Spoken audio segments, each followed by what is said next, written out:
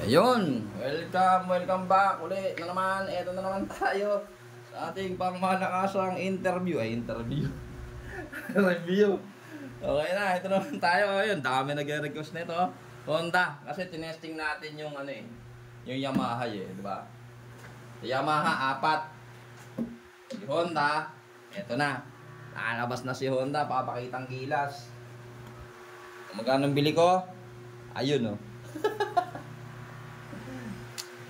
Yan.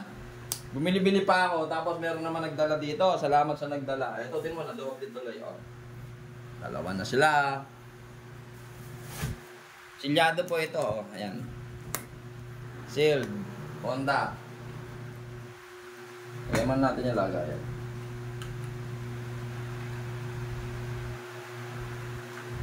Tapos, pakita pala muna natin yung roller na makinis. Yun. Roller na makinis. And then, try na natin siya. Buksan natin. Paano natin isalin.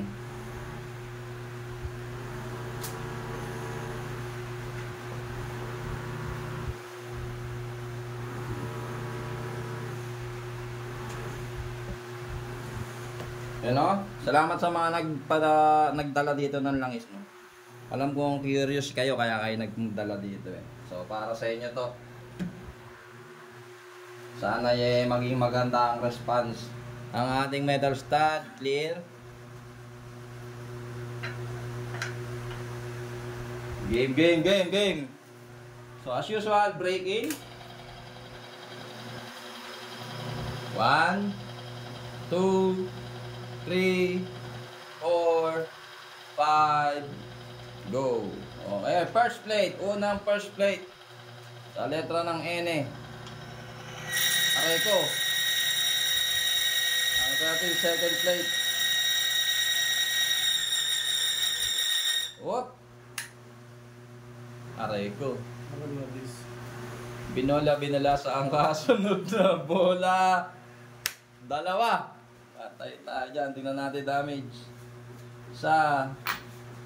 Dalawa. Sorry mga kaibigan. Pasensya na mga kaibigan oso. Napakalaki. Yan na. Yan yung oil test ni Honda. Yan po, wala tayong dayaan.